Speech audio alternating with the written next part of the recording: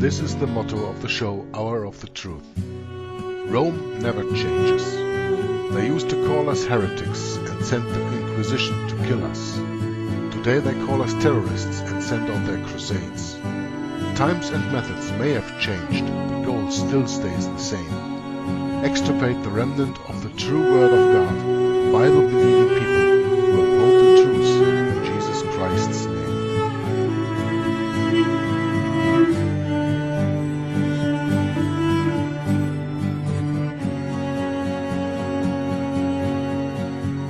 From 1203 to 1805, 50 million Christians died, suffering at the hands of Rome, 'cause they believed in Christ alone.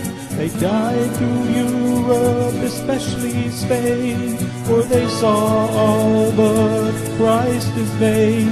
He suffered by his death for men, to save them from their awful sin.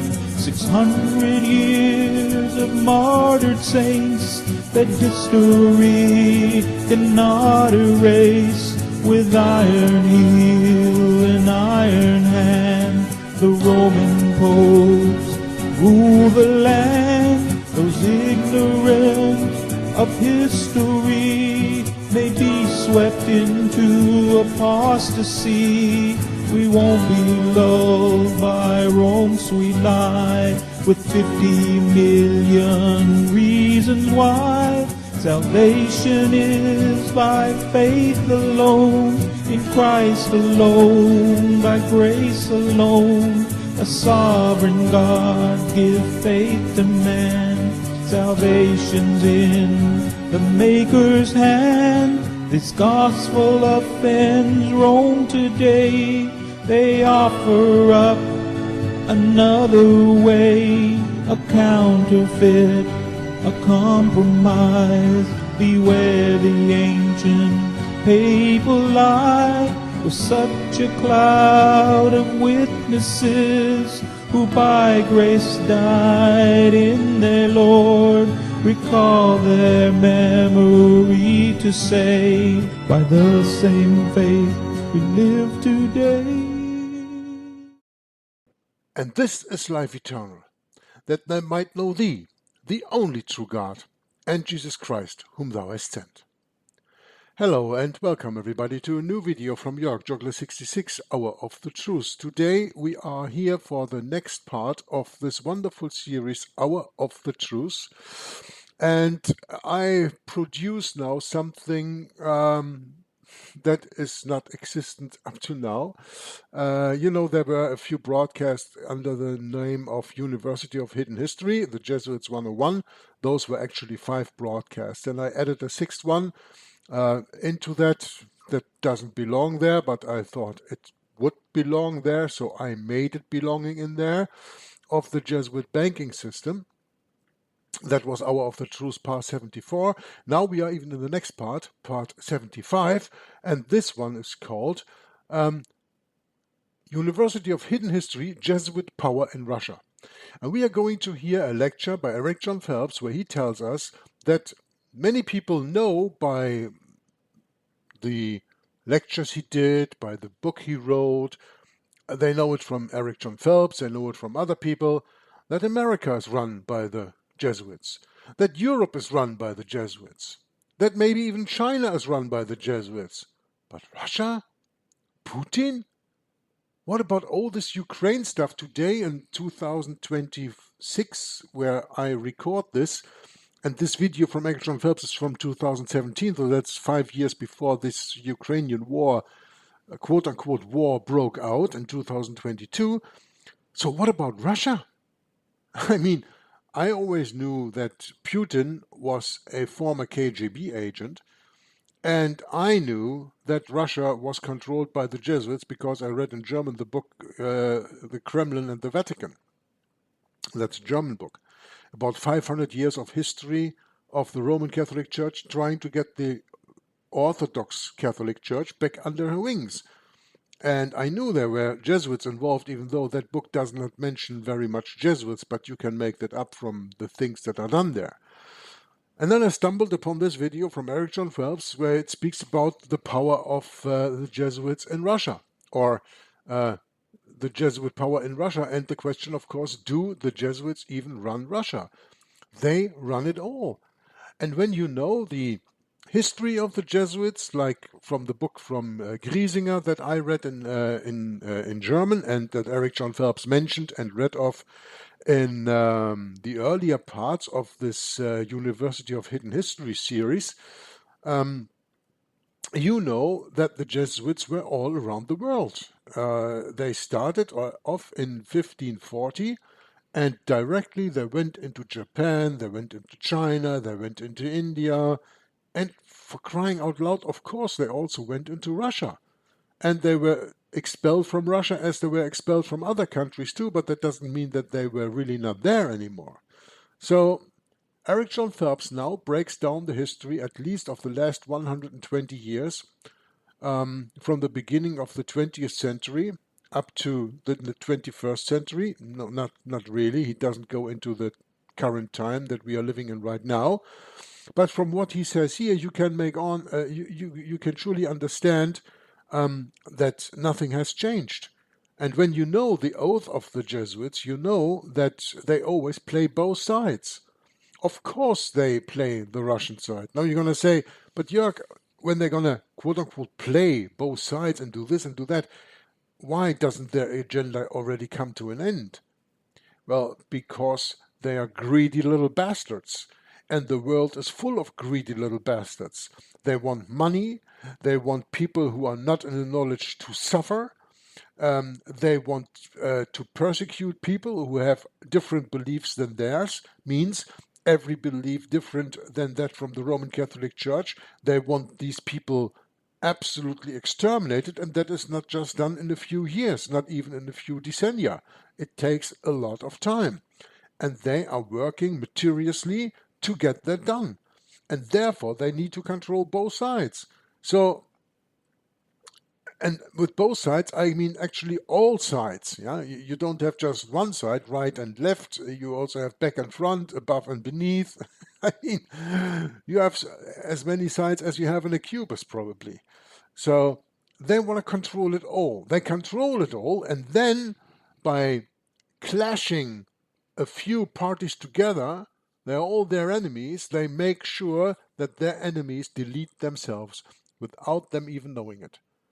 That worked wonderfully in all the wars of the last almost 500 years since the Jesuit order is in existence. And surely since the 20th century with World War I and World War II. And on the basis of World War I, of course, also is the whole Zionist movement that is Jesuitical, is the communist movement that is Jesuitical, and in that communist movement, the Bolshevik movement, the movement of Lenin, of Stalin, of Trotsky, of all this, Jon Phelps is going in this wonderful lecture that is called, I call this video, Hour of the Truth, University of Hidden History, Jesuit Power in Russia. The video on YouTube, of which the link, of course, in the description box of this video to be found, is called Jesuit Power in Russia. And you can listen to this wonderful lecture of Jon Phelps from 2017 and learn a lot about the Jesuits in Russia and how they not only rule Russia, China, United States, Europe, South America, Africa, they run it all. They absolutely run it all. And they run over mankind and stamp on mankind with their iron staff. Yeah, because the last beast, Rome, is the iron beast that stamps with his feet the residue of all Bible-believing Christians in this world. That's what it actually is all about. But enough of my little introduction. Let's turn it over to Jon Phelps. Okay, my name is Jon Phelps. This is the 4th day of September 2017, and I was asked to review a little bit of what I know about the Jesuit power in Russia, especially since the Bolshevik Revolution. I cover this in my book, Vatican Assassins, but I'm doing this for an Orthodox friend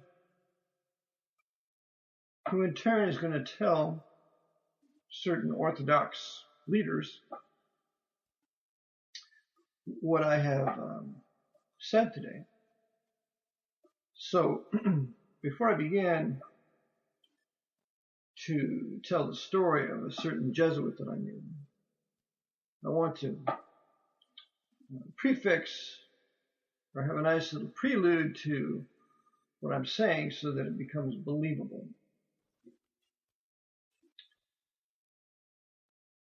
Nobody that I know of has ever done an extensive proof, has ever provided an extensive proof that the Jesuits were in complete control of the Bolshevik Revolution and its outcome. So I think I'll review that for a little bit. You have time? Plenty. And so we'll just go back. And I want you to be reminded that the Jesuits considered the Orthodox Church heretic and to be returned to the fold of the Pope of Rome, pursuant to the doctrine of the temporal power, that every human creature is to be subject to the Pope of Rome, both spiritually and politically, which is the two keys that are on the Vatican flag. So Russia was a thorn in the side of the Jesuits, even from the days of Peter the Great, because Peter the Great expelled the Jesuits from all of Russia in 1723. And it wasn't long after that he was poisoned with his favorite dish, which was porridge.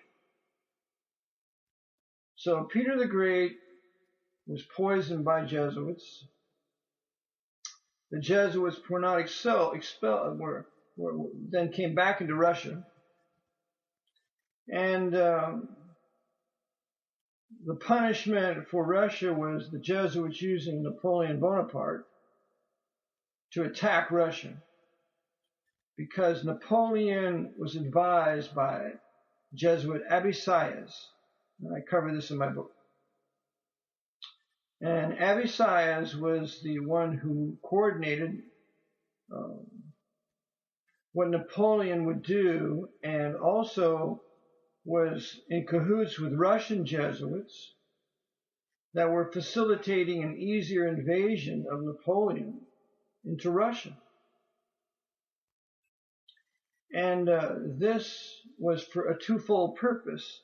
Napoleon was to punish the Orthodox. He was to punish the Russian leaders. He didn't like Alexander I, of course, and when they met at Tilsit, they had a conference there. I believe it was on a barge.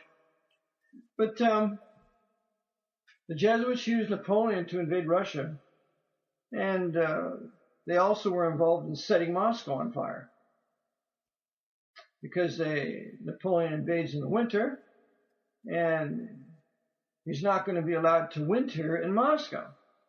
And this is why Napoleon will use that fire in Russia, in Moscow, to deliberately leave Russia and to move west. And at that time, he's going to sacrifice much of his army in the snows of Russia and also to the swords of the Cossacks. He leaves Russia on a sleigh driven by 4 horses, abandons his armies in Russia, just as the Jesuits told him to do. This is 1812, thereabouts. Goes back to Germany and to Dresden, shows up there. Not long after, he is going to be arrested and confined to Elba. And the Holy Alliance is going to take place, the Congress of Vienna in 1814. In 1815, and there at the Congress of Vienna, the monarchs, Alexander I and another, are going to squabble. And so the Jesuits release Napoleon from Elba, and for the 100 days, Napoleon gathers his old forces and troops with the outward policy of finally resisting the altar and the throne in France, only for him to take up the wrong mount there at Waterloo, according to Thomas Jonathan Stonewall Jackson, when Jackson reviewed the battlefield in the 1850s, before the war between the states would begin. And Jackson said Napoleon took up the wrong field position. And that's exactly what Napoleon did. He took up the wrong field position, and because of the juncture with the Prussians and the British under Wellington, Napoleon sacrifices his army at Waterloo, all at the behest of Abyssias. His right-hand man, Abyssias, was the second consul of the three-man consulate, which was Napoleon, Abyssias, and Robert Doulos. So Napoleon flees Waterloo, and he is captured by the British, and he is sent to St. Helena, where he gives his memoirs, and he writes the memoirs of Napoleon, and his General Montholon is his writer. And Napoleon writes about the power of the Jesuit order, and that the Jesuits are an army, and the general wants worldwide power. And you can find this quote in his memoirs by Father Cheneke in his 50 Years in the Church of Rome. So the Jesuits controlled Napoleon in his invasion of Russia, and the Russian people were warned of their invasion, of their future dealings with the Jesuits by the great Fyodor Dostoevsky. Dostoevsky was one of Russia's greatest literary men in the 1880s. He wrote a book titled The Brothers Karamazov, and there's a portion of the book, or a book within the book, titled The Grand Inquisitor. In The Grand Inquisitor, Dostoevsky says that the Jesuits want worldwide earthly dominion. They don't even believe in God, perhaps. So Dostoevsky will warn the Russian Orthodox people of the plan of the Jesuits to take Russia. Back to Napoleon. Napoleon is confined at Elba, confined at St. Helena. He is later poisoned. There he doesn't escape and go to New Orleans, which is nonsense. Joe Weider wrote in his very good book, The Death of Napoleon, he was poisoned at St. Helena. Now, on a different note, I really don't want to interrupt Eric here about what he says about Napoleon, but I just want to tell you that some 40 years ago, when I was a youngster, didn't believe in God or anything else, here and there I already had a little awakening of reading something of history, and I bought a book about the murder of Napoleon, where it is proof shown by the dead body. They analyzed the hair, and they found arsenic in the hair, so that he was poisoned.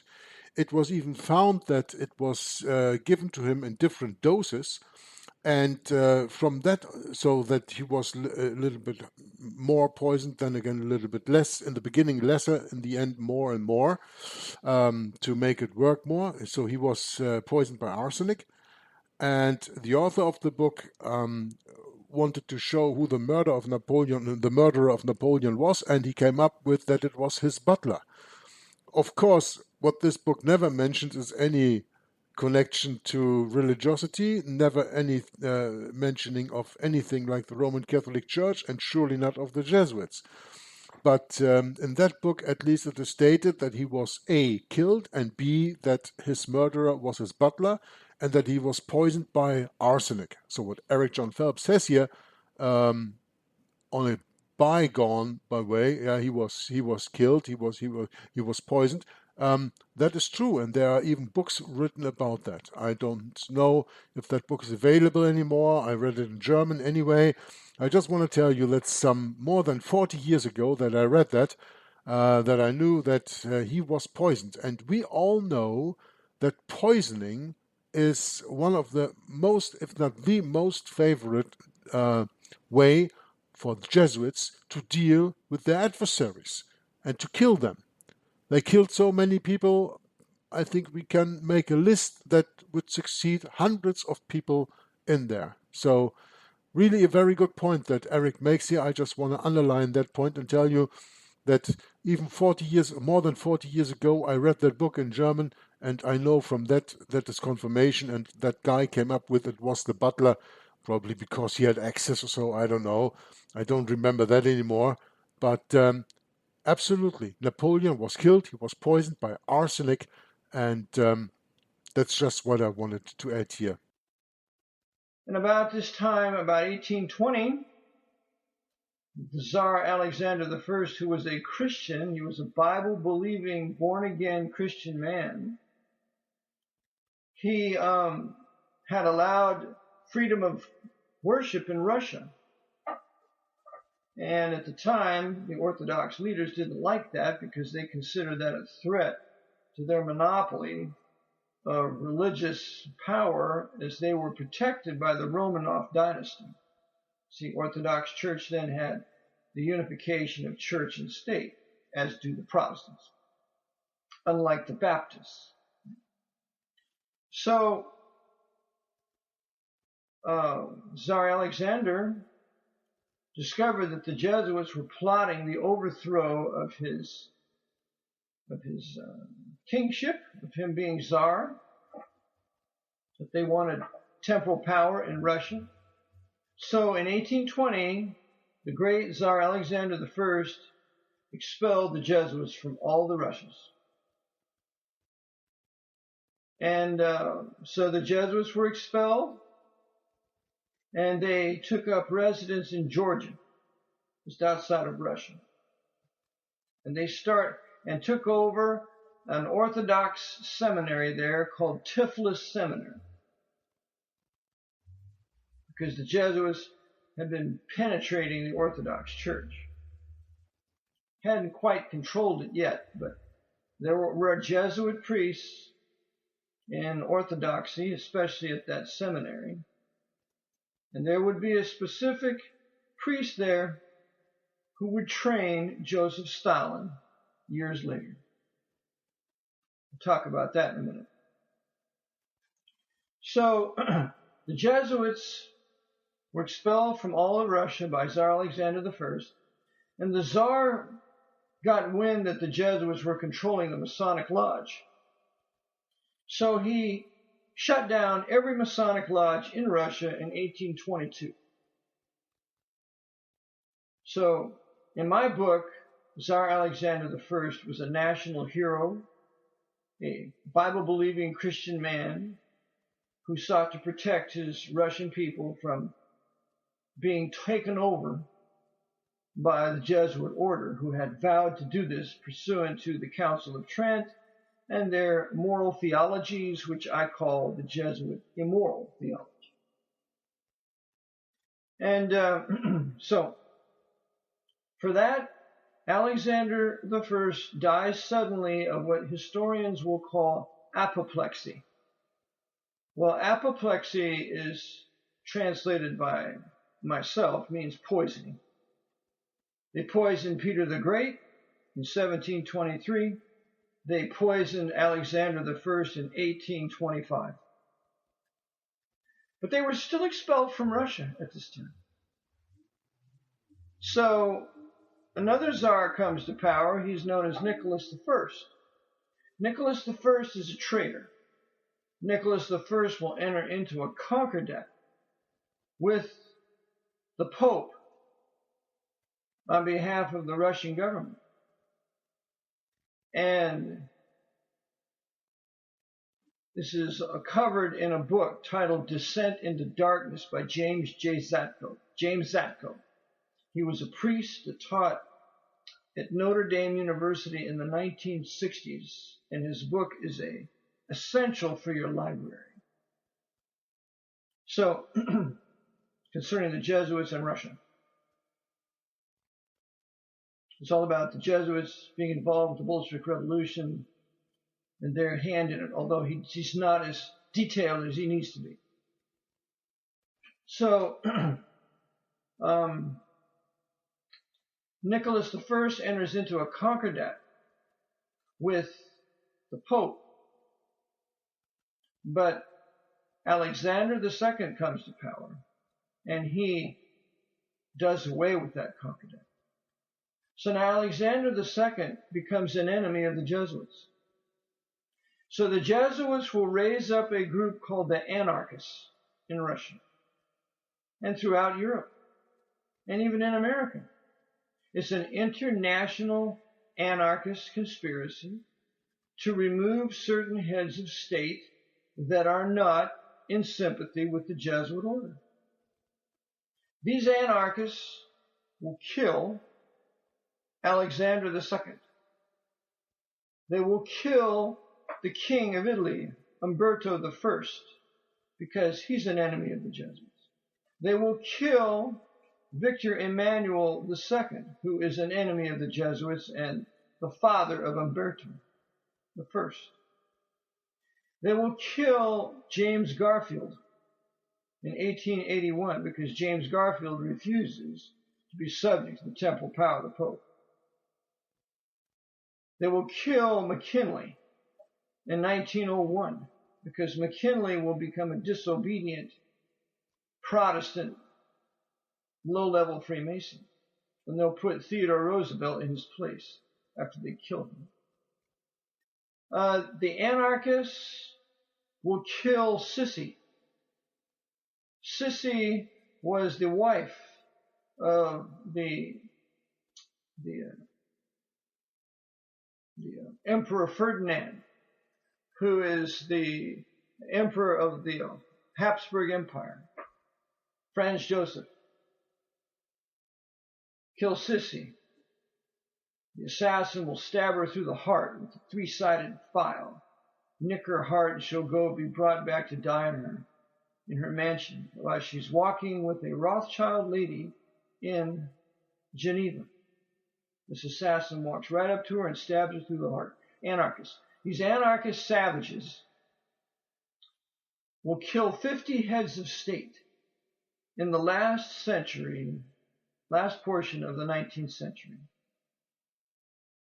All of these anarchists run by the Jesuits, and when the communists take over in Russia, the anarchists are either killed or merged into the Bolshevik Communist Party. So,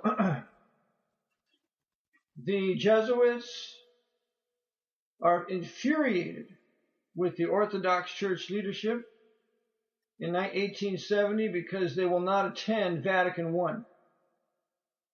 That's the First Vatican Council. And in the First Vatican Council, the Jesuits, in control of that council, with all sorts of intrigue, will have the Pope decreed to be infallible when he speaks ex cathedra. When the Jesuits accomplish this, they will be able to control the entire Roman papacy through a single man, the Pope.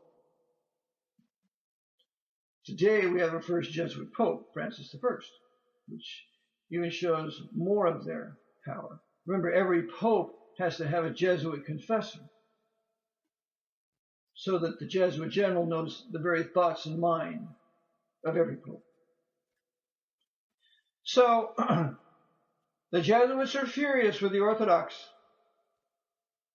They refuse to attend Vatican I, and Alexander II does away with a concordat that the Rome had with the Tsar Nicholas I.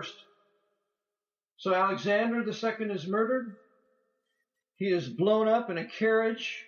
They blow off his legs. After the 5th attempt, they finally kill him. I believe it's the 5th attempt. Solzhenitsyn writes about this in his Gulag Archipelago, in the murder of the Tsar. The Tsar Alexander II was a great Tsar. He was the one who freed all the serfs in Russia. He was getting ready to sign a Russian constitution. He did away with the secret police, the Okhrana. I mean, Tsar Alexander I was a friend of the common man.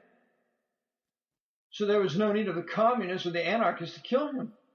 He was not the typical Russian tyrant. The Jesuits wanted him to be tyrant. And so, they killed him, and they brought his son to power, who was Alexander III. Alexander III became a complete and total Jesuit tyrant. Alexander III launched a huge pogrom against the Jews. He blamed the Jews for the murder of his father because one Jew was involved. And so we have this huge pogrom against the Jews, overseen by the Jesuits through Alexander III. This evil, horrible, terrible Jesuit-controlled Tsar. So by this time, the Jesuits have killed 3 good Tsars. They killed Peter the Great in 1723. They killed Alexander I in 1825, and now they killed Alexander II in 1881. And celebrating their murder by having a great big Jewish pogrom. I think they killed 300,000 Jews in Russia. Wonderful Jesuit time. So, if you wonder if the Jesuits hate the Jews, you just need to read E. Boyd Barrett's work, Rome Stoops to Conquer. Rome Stoops to Conquer. And that ex-Jesuit E. Boyd Barrett tells us of the hatred the Jesuit order at the top has for the Jews, and this is why no Jew was allowed in the Jesuit order from 1593 to 1946. So, back to Russia.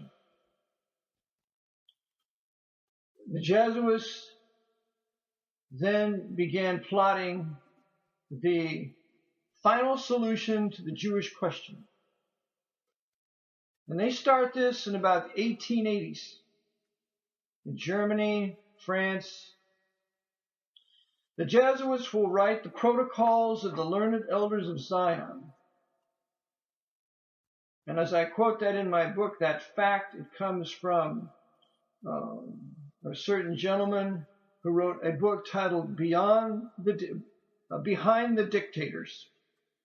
Behind the Dictators, he wrote that work in 1942, and he shows that the protocols of the elders of Zion are nothing more than the secrets of the elders of the Borg Fontaine.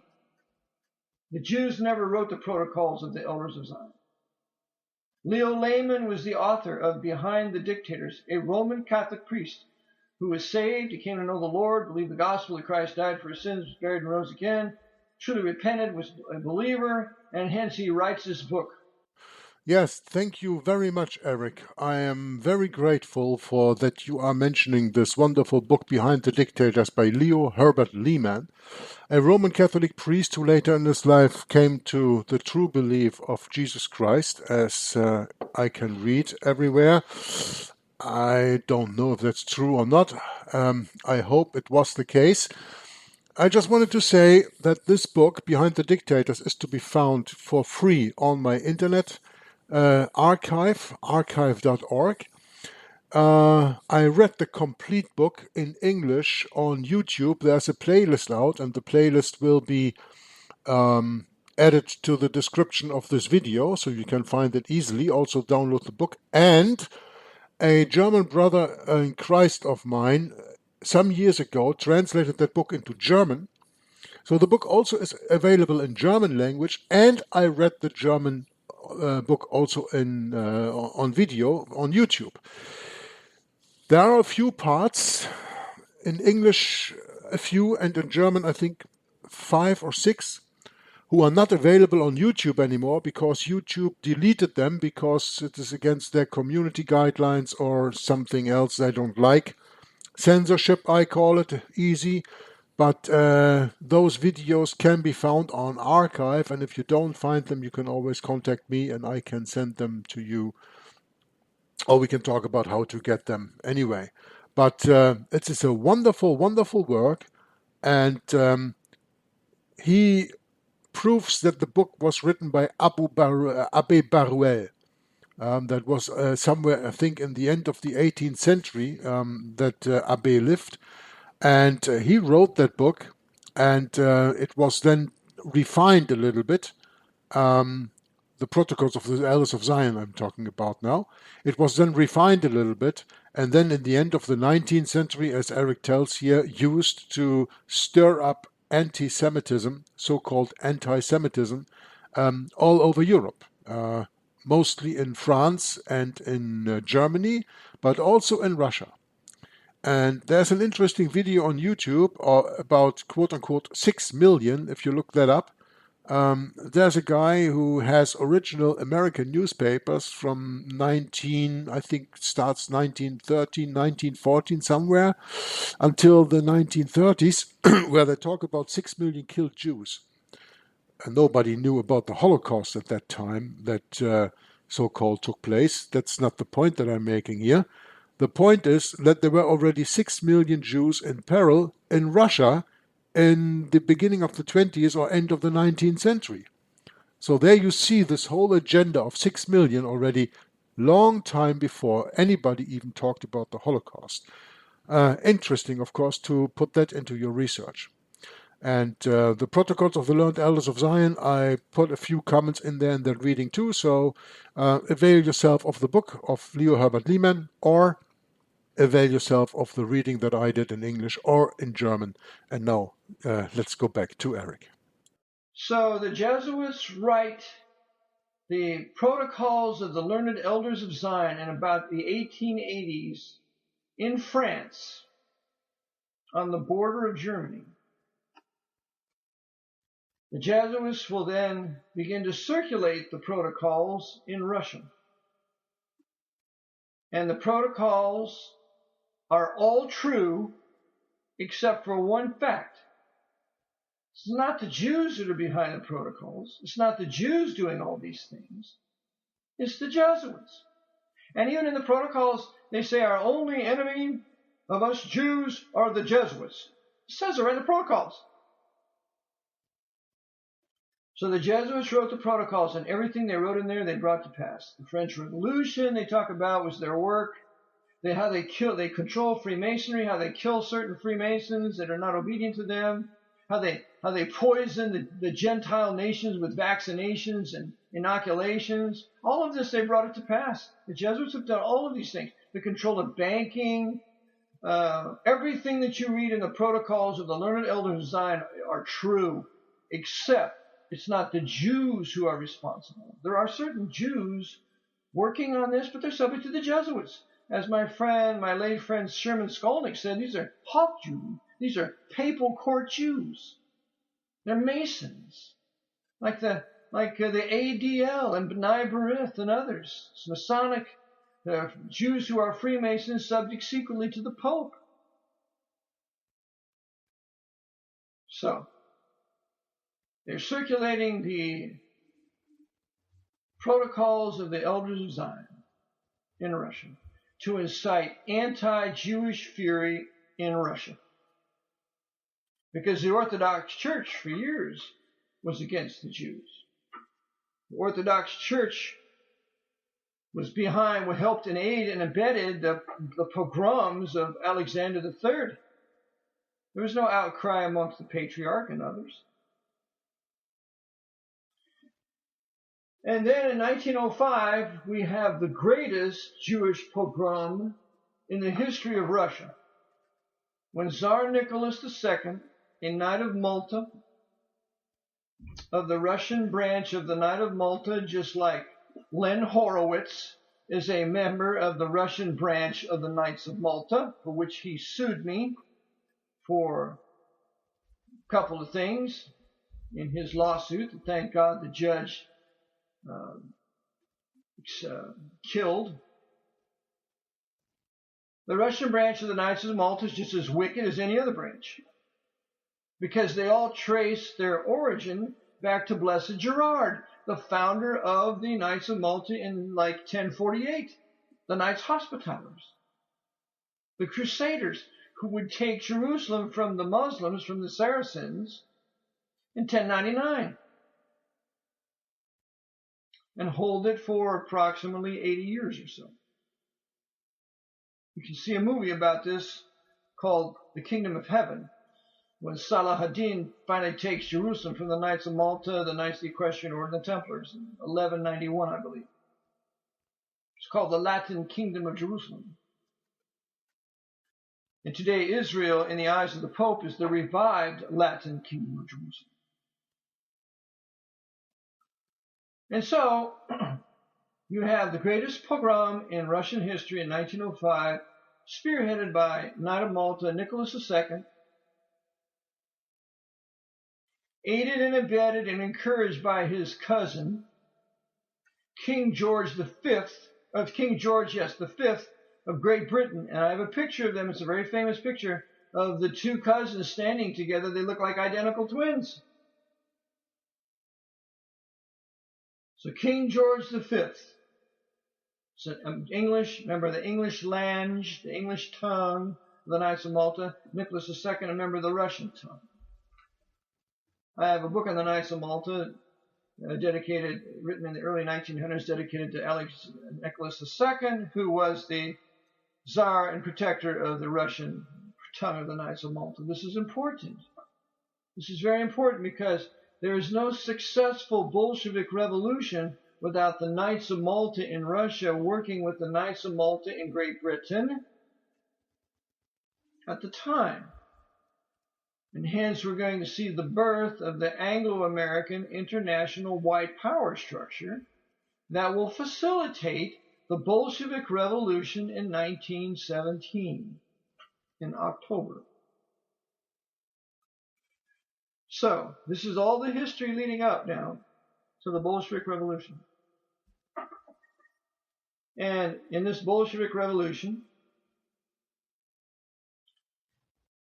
the protocols of the learned elders of Zion will have spread through Russia through a certain Orthodox priest there, and that Orthodox priest is a Jesuit.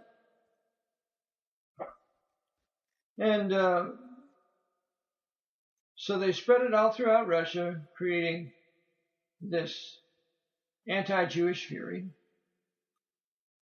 But the Jesuits are going to be very clever here. They're going to make the Bolshevik Revolution look Jewish. And so there will be leading Jews, Trotsky and others, Litvinov, and certain others, who will openly be leading the Bolshevik Revolution. But there in Lenin, he's a quarter or a half racial Jew. Whenever I speak of Jews, I speak of the race. I don't speak of the religion. The religion is irrelevant. The race is everything. Because the racial Hebrew Jewish Israelites are the ones promised all the good things to come of the Abrahamic covenant, of which the Lord Jesus Christ confirmed. Romans 15:8. Christ came to confirm the promises made unto the fathers, namely, specifically, the Abrahamic covenant. So it's a promise, it's a covenant, it's a racial covenant to the racial group of people known as the Hebrews, and also Israelites, and also Jews. Although remember, not all Jews are Hebrews, but all Hebrews are Jews according to the New Testament. Now, so the Bolshevik Revolution, they have certain leading things up to this. They have the Black Hundred in the early 1900s. They have an attempted revolution, but it doesn't succeed. We have the Jesuits sending Rasputin from Siberia, and he being introduced to the court of Tsar Nicholas II, the Knight of Malta. And it's Rasputin that will be the advisor of Nicholas II, and he will also be the seducer of the Russian royal family. Rasputin was a Jesuit, Orthodox priest, subject to his bishop that I name in my book. Famous picture of Rasputin with his bishop. And so the patriots rise up and they kill Rasputin. By the way, killing Rasputin was very difficult. They had a hard time killing that demon-possessed wicked sinner. And they killed Rasputin, and then the Tsar was accused of allowing Rasputin to seduce his court. The Bolshevik Revolution takes place. And guess who facilitates a successful Bolshevik Revolution? The British and the Americans. Which tells you that the Jesuits ran the British Empire, they ran the Parliament, they ran the Queen, they ran the King at the time, who is now George V, through the Knights of Malta. George V had a Jesuit advisor that I cover in my book.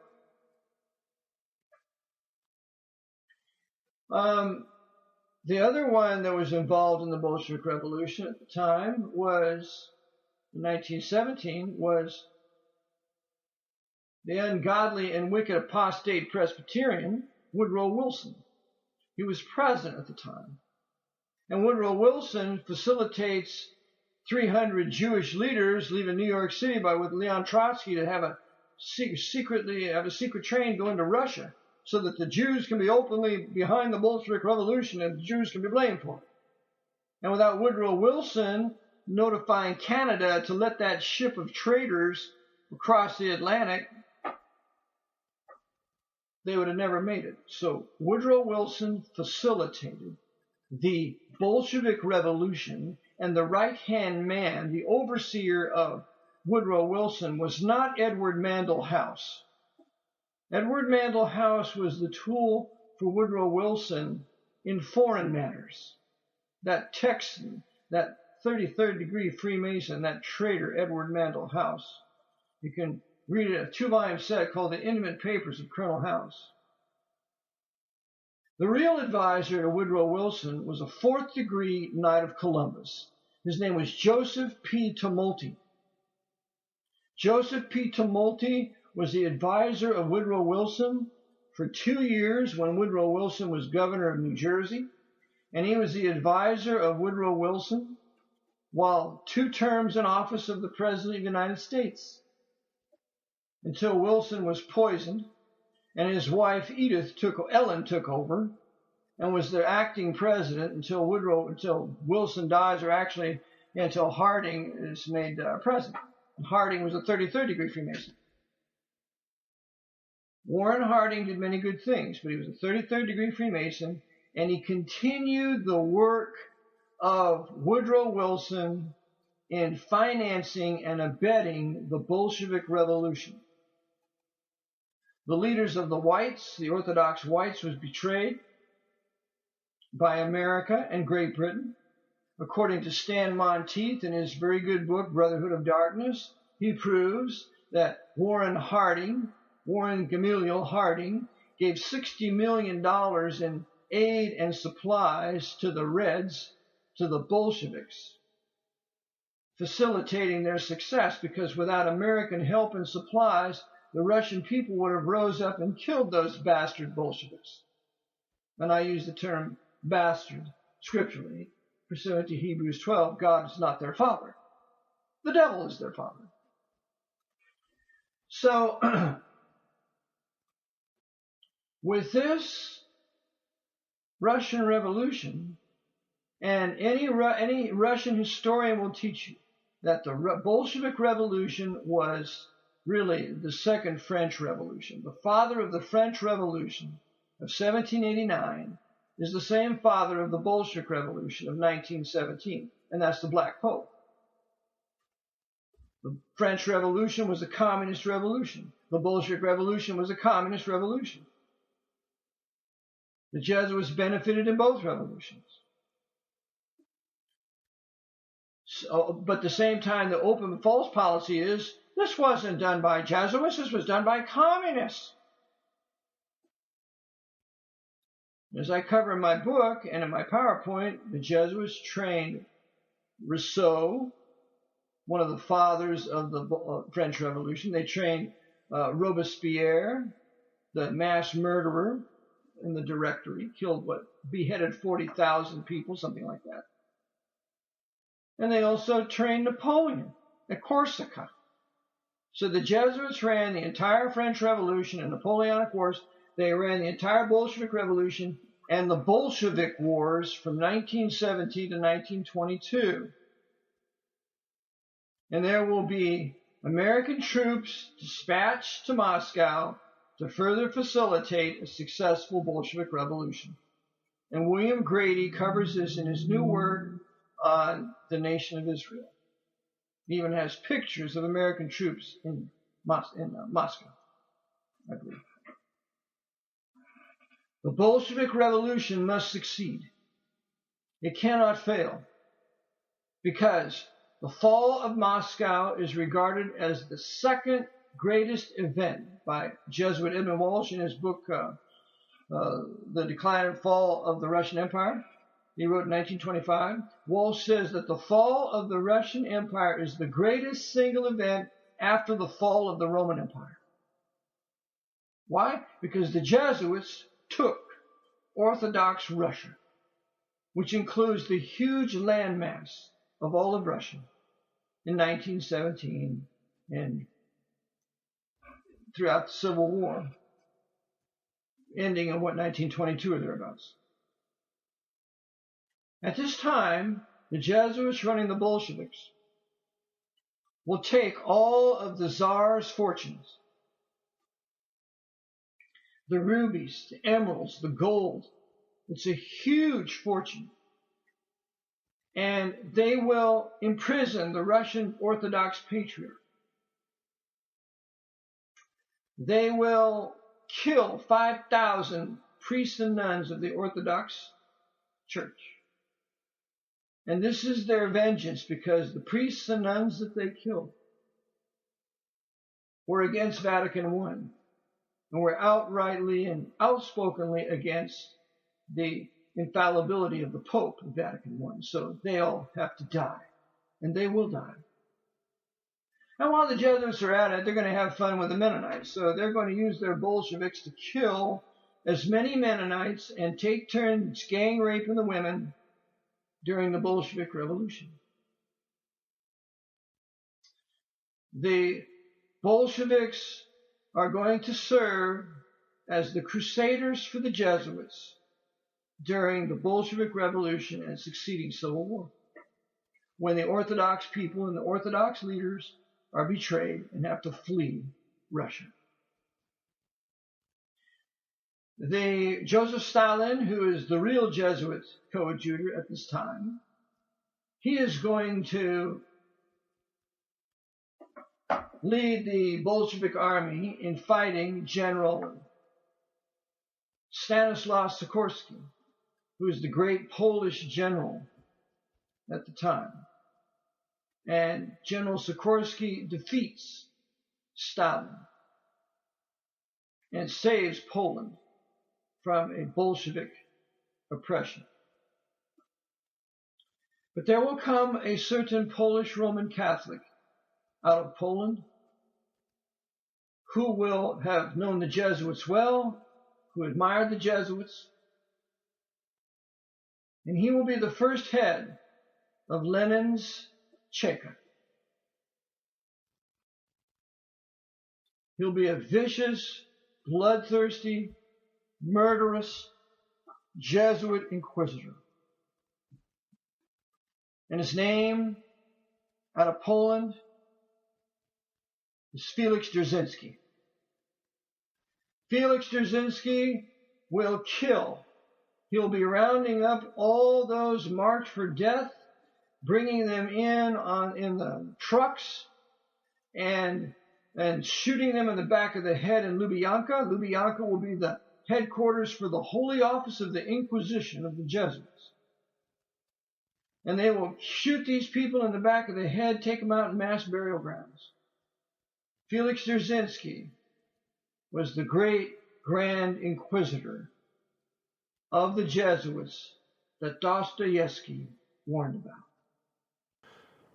So, I'm sorry, but here I have to interrupt because the whole lecture is going on for almost 2 hours, and therefore I decided to split it right here. And you will see why I found this an opportune moment, because it is continuing very, very interesting. And in the original broadcast, taking about 2 hours, I can tell you there are more than 20 books mentioned and even partly read from. So this is very, very important to do your own study, and looking forward to continue to part 8 of this University of Hidden History and the Jesuits running Russia. Really a very interesting subject. Again, I'm sorry that I have to intervene here and split it in two, but 2 hours is just too long to listen to this wonderful history. So, I hope you enjoyed it, and I hope to see you back at the next time for the University of Hidden History with Jon Phelps for part 8 and the concluding part of that one. And until then, please read your Bible and study things for yourself. Always question everything and don't believe anything that you didn't confirm with your own research. Maranatha. We must start at the foot of the cross. For our souls in danger, we're at loss. And when we kneel in that awesome place, at that very moment, you'll feel God's grace. Friend, let me tell you, you need to know, there is heaven, also hell below. Christ died on that cross to set you free from your vile sins and hell's agony. You're God's enemy without the cross. Reject Christ, and to God your dross. To the prison of hell he will send, just Christ's work on the cross makes amends. God hates those who try to enter in, the gates of heaven still full of sin. Only his Son can take sin away. Go to the foot of the cross this day. God has provided only one way to enter heaven's wondrous array. Accept what Jesus did for us all. He paid our debt, so hell won't befall. Go to the foot of the cross this day. His precious blood washes sin away. We each need to think more of his cross. Without our Savior, we're total loss.